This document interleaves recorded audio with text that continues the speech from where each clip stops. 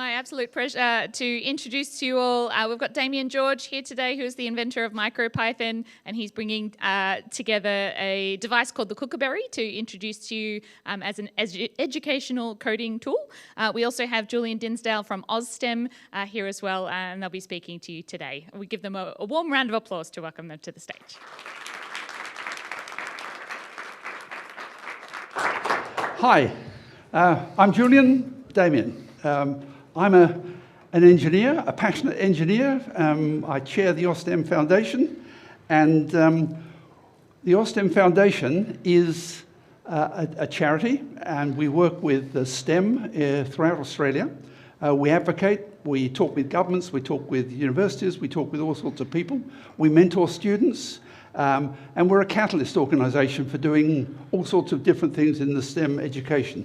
We have a passion to increase the number of students studying STEM. And that means going right from primary school right the way through to the university level.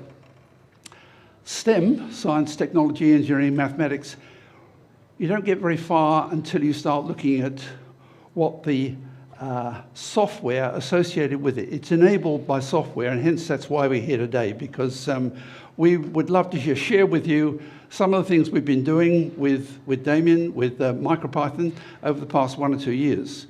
We work with, one of the organisations we work with is the federal government, which is ACARA, which is the Australian Curriculum and something organisation. And they're an interesting body because they set the curriculum in Australia, which is taken by the states, and which is changed and modified by the states, and which are taught to students at schools. We focus down at the years 5 and 6, the last 2 years of primary school, and we focus on years 7 and 8, the first 2 years of high school. So we're in a middle school area. When we look across Australia, there's around about 6,200 schools right across Australia. That's a huge number. There's around 150,000 primary school teachers, more than that in the high school teachers. There's 4 million students covering the years F foundation to year 6. When we look at ACARA and the curriculum they set, you squirrel into the curriculum and you say, where does software fit? It fits in digital technologies. And the time allocation that we're looking at for schools across Australia is in years 5 and 6, there's about 1.6 hours per week for the whole of digital technologies. And in the first 2 years of high school, there's 2.2 hours. It's the whole of digital technologies. You see, ACARA, because of all the things they've set a new syllabus this year, and that digital technologies covers computational thinking, design thinking, systems thinking, how you represent data. And part of all of that is the software which we're talking about, the glue that sort of holds things together. And we focus on, part of what we do is we focus on saying, how can we impart that knowledge base to years 5, 6, 7, and 8 so that they will go on in the future. Let's just look at what happens in years 7 and 8. Digital technologies is a mandatory subject. When you get to the next 9 and 10, it's not mandatory. So what happens in years 9 and 10? There are only 4% of students that actually go on to study digital technologies, which means when you drop out the end, the amount of people that are learning software and those sort of things drops way, way down. Incredibly, it drops way down. Now, why does that happen? Well, there's a whole lot of things. There's when you're teaching kids, there's learning styles. Not every child wants to learn software. Not every child gets it. Not every teacher gets it. Now, just pretend you're a teacher in primary school, years 5, just 5 and 6. You're out in the country, 200 kilometres north of Alice Springs. You've got a school of 100 students there. And this day you're teaching some part of your software curriculum and you're sick and your relief teacher comes in. What do they teach? 5 and 6, not trained. So we have to have from an AustSTEM perspective, a process that simply says we can teach fairly readily. Now, in years 5 and 6, ACARA, the Accreditation Authority, and generally all authorities will say, look, we can look at visual coding. They like to say in the first 2 years of high school, you start looking at scripting programming, which is Python, basically, and other types of things. What AustSTEM is saying is we'd like very much to have something that says all students by the end of years 7, 8 have learned some basic skill sets in software, and they should be defined. At the moment, there is no definition for it. It says you will be exposed to a whole lot of things, but there's no skill sets that actually learn, and that's what AustSTEM's on about in what we're doing with Damien. And what we've done and what we wanted to share with you today is a suite of programs which we make available for free on the web that allows things to just simply happen. It simply says, we'd like students, that's years 5, 6, 7, and 8, to simply know how to run an app, not on a phone, but on a small little microprocessor, to say, I can know what a file system is, I know how to load things up, and I know different things. We then want to be able to say, let's translate that over to some visual programming and keep going in years 7 and 8 to scripting programming. Because when you're in a classroom, what you're doing is you're teaching skill sets, you're teaching computational thinking, you're teaching a whole range of things. But in there, what we like to see, and when I go into classes, you'll see a teacher set up what I'll call a challenge for the students. What are we going to do today? How are we going to do something? We're in the middle of doing different things. And what we've got then is we want to see an outcome.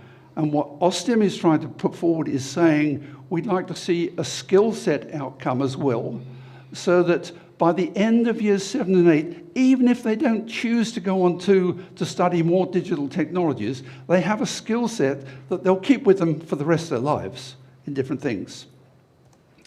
And that skill set we've defined. And it says there's a whole range of basic software principles that we'd like to see imparted to those students by the end of years 8. And they're there. They're simple things like how do you print? What does printing mean? What's a variable? What's simple mathematics? What's loops? What's sensors? And those different things.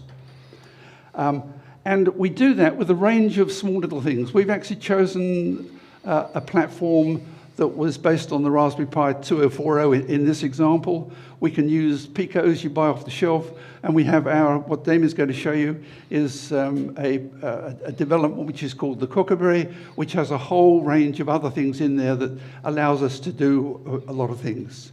That Kookaberry simply takes basic functionality and puts them into a small little microprocessor so you can actually allow skill sets to be imparted fairly quickly.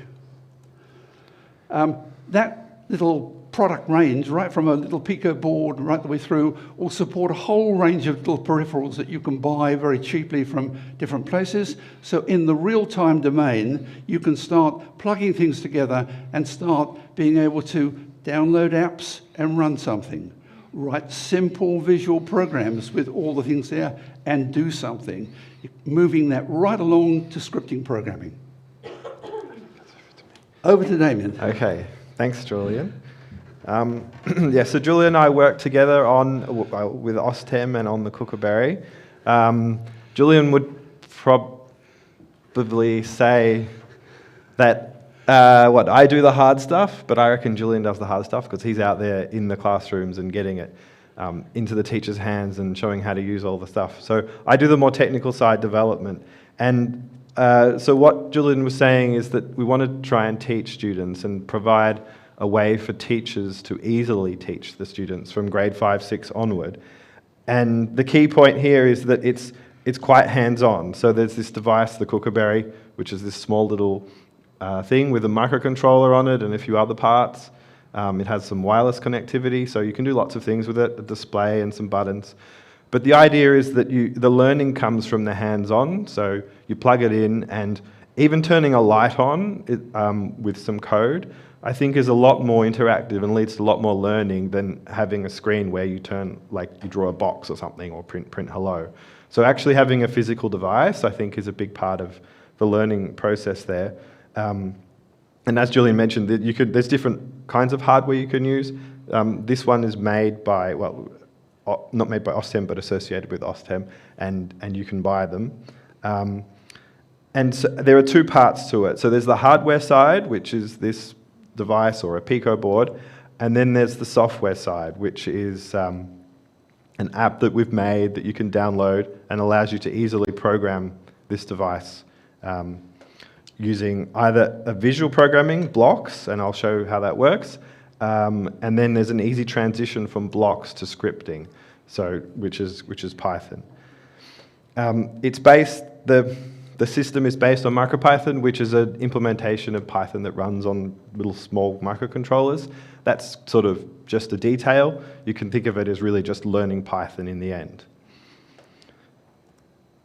So blocks programming, I'm sure a lot of people maybe have seen and used programming in blocks. Scratch is one use of programming blocks so you can make games. But Blockly itself is a framework made by Google to implement a blocks-like programming language. And it allows you to do visual programming. Very, very easy to understand, very easy to discover things because there's a block here that, say, turns a light on, or a block that moves a servo, or a block that logs some data to a file. So it's easy to find the things that you want to do from the menu. They're very composable, so you can put blocks one after the other, or print the output of a sensor very easily. And you can also test your program as you go very quickly because there's no syntax errors. As long as the blocks all fit together, the program will run and do something. So it's a very gentle introduction. Well, maybe not that gentle, but it's without having to program and have syntax, blocks can help you. And where Python fits in to this is that once you put all your blocks together, they're actually translated to Python behind the scenes, and it's the Python that runs on the device. And then when you get more advanced, you can have a look to see, well, this block translates to that, and then I can maybe change the code, the script, the Python, instead of the blocks, and you get a good transition across. So this is what the app looks like, called Kookaberry. So this example here is creating a clock. So every half a second is a block, so it just loops around that red block there, and it's getting the date and the hours, and then the green blocks there are the display blocks, so it's printing to the display, setting a font and then putting the date and the time at the various location on the display. Does that every half a second in the loop, and then there's also a separate block there to exit the program if you press button A. So this is something that you can give to the student immediately. They don't have to make it, and they can see how it works and play with it and then modify it themselves. And really discover something as they go. So this is the output of it. As part of the software here, it has an on-screen mirror display of the actual device. It's not a simulator, so I'll show you in a minute. But when you plug this board into your computer, it actually mirrors what's on the display on the actual computer as well, so that you can see what's going on. So this is an example output of this program. But the key thing I said before is the blocks translate directly to Python. So each block has a very specific thing that it will translate to in Python, like print hello will have display.print and hello in a string.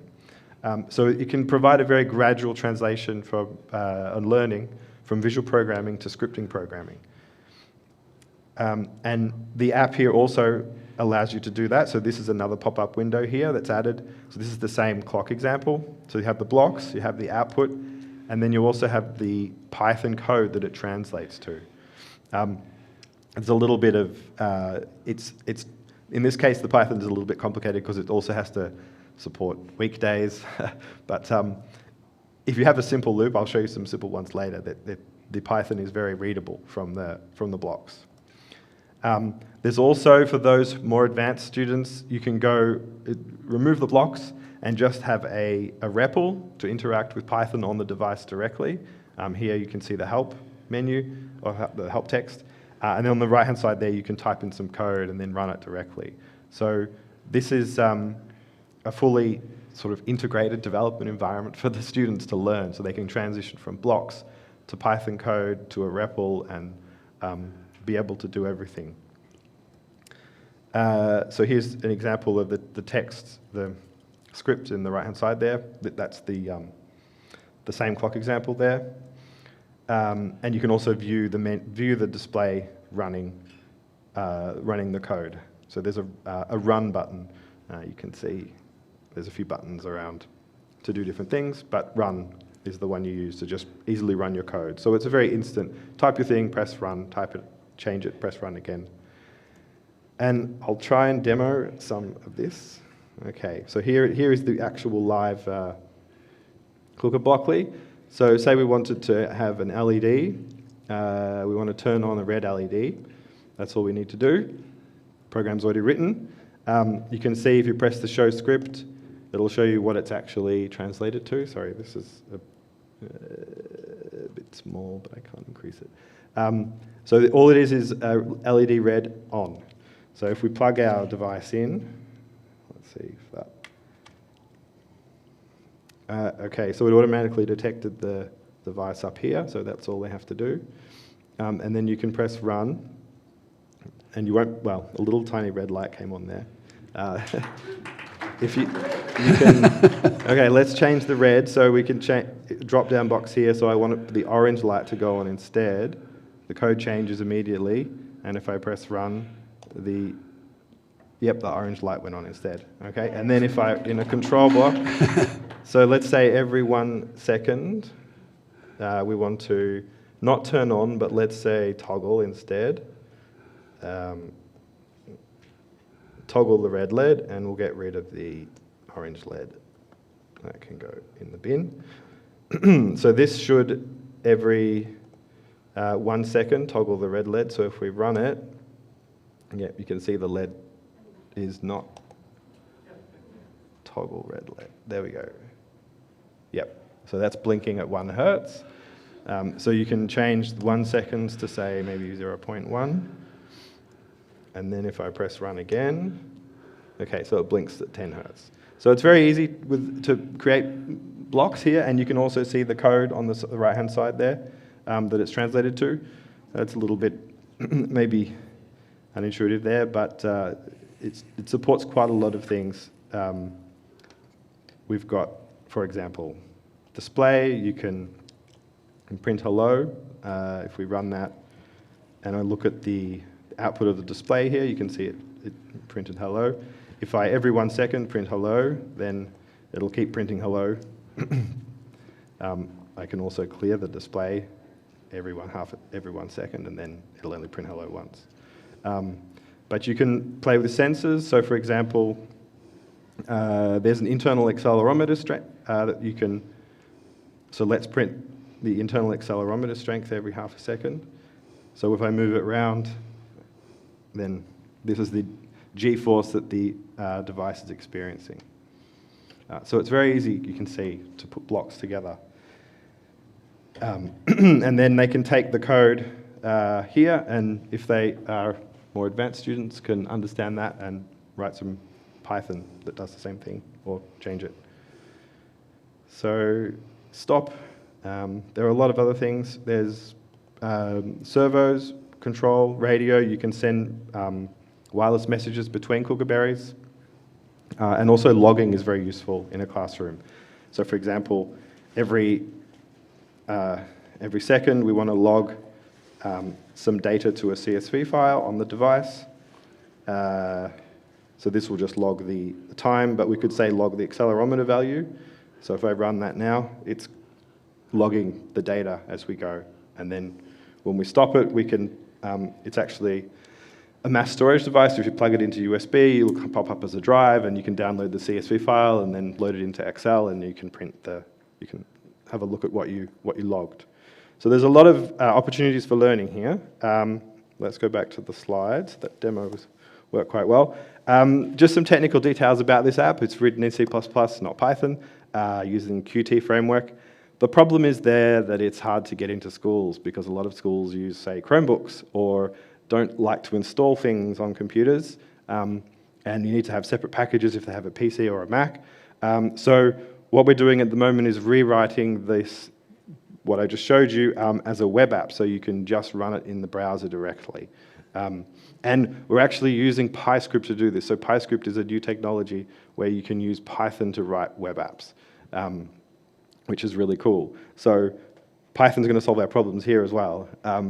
And I can show you a quick demo of how this works. I'll show you that code in a sec, but in localhost. Yep, okay, so this is the new web app version of what I just saw, but what we were just looking at before. So it has the same blocks. Every 1 second I can toggle a pin, for example. And it also has the same, you can have a look at the plugged-in display and look at the code as well. So this looks very similar to what you had before, but it's totally been rewritten to run in the web, so people can download it and run it on a Chromebook or in a browser. So it uses web USB to connect to the device. So yeah, you can connect to the device there, and then run the code on the device if it connects. Okay, well, that should be working. And if it prints hello, that is okay.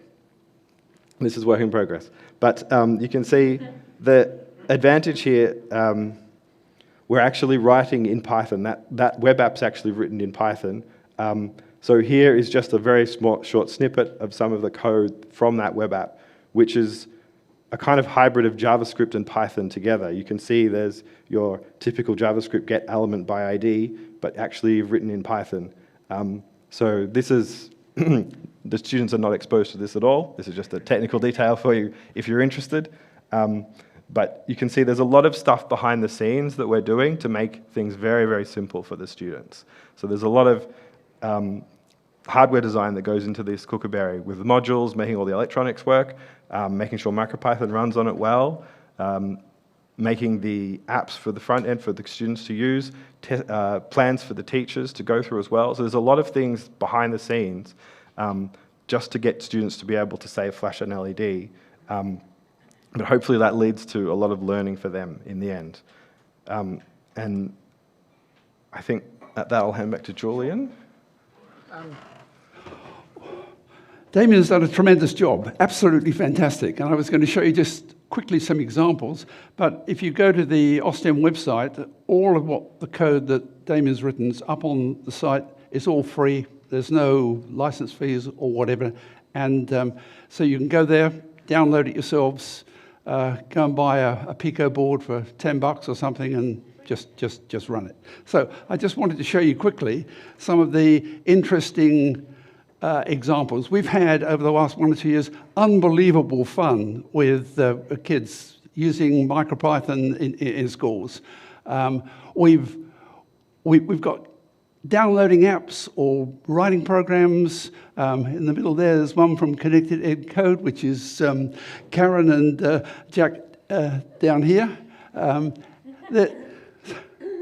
we've had a lot of fun environmental work. These on the far right-hand side, they're years 5 and 6 students, all doing different things in schools. But some of our interesting things is in the last couple of years, we've had a great work with the REA Foundation, which has been doing F1 for schools. And we built a small little electronic board you can see on the right-hand side, sitting on top of these little F1 cars. Why would we do that? This is engineering. This is fantastic fun. These cars go 20 meters in about 1.2 seconds, and we've been working with a number of schools. I've just picked one school that we were working with because what we were doing with that school is we were looking at acceleration in 3 dimensions in MicroPython. And we start off by using visual programming with them, teaching them what acceleration and everything looks like, and we progress on to writing MicroPython scripts that go into that little board that you see there.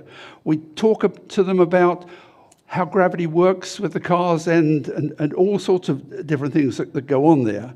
and then we get them to record what actually happens when they shoot this thing down a track at about 1.2 seconds down the track, and we can talk to them about acceleration in all three different dimensions. These are, this was actually years 9 and 10 kids, but anyway, the end result was that one school, St John's out in Sydney, took to heart everything we were doing, modified their cars. Guess what? They came first in New South Wales. They came 3 in the whole of Australia. So we were all excited, and it was absolutely fantastic.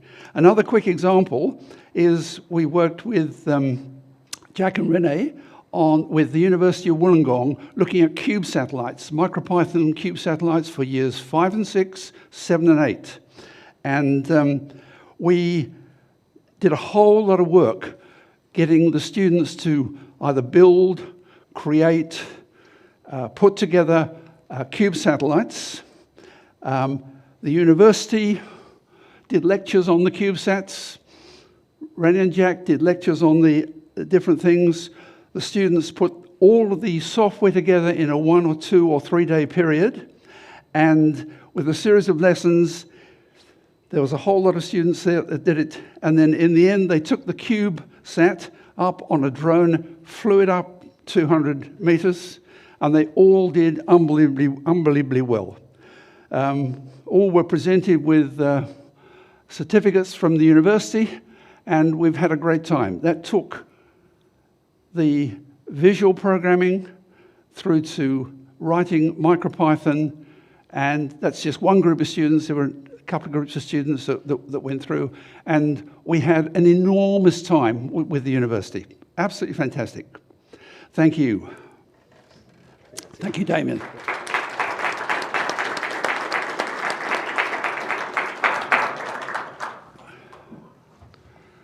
Thank you. That was amazing. You told me you wouldn't have any time, but there's totally time. Well, first, let me give you one of these. Thank you. Thank you very much. Thank you, Nikki. Thank you very, very much. 30, I don't have time to ask the cast. We're out of time. What is the most surprising thing you've seen made? Say again, Nikki. What's the most surprising thing you've seen a kid make? Can I tell you the most surprising thing that was, to me, one of the things you say wow about was years 7 and 8 kids when we were at university.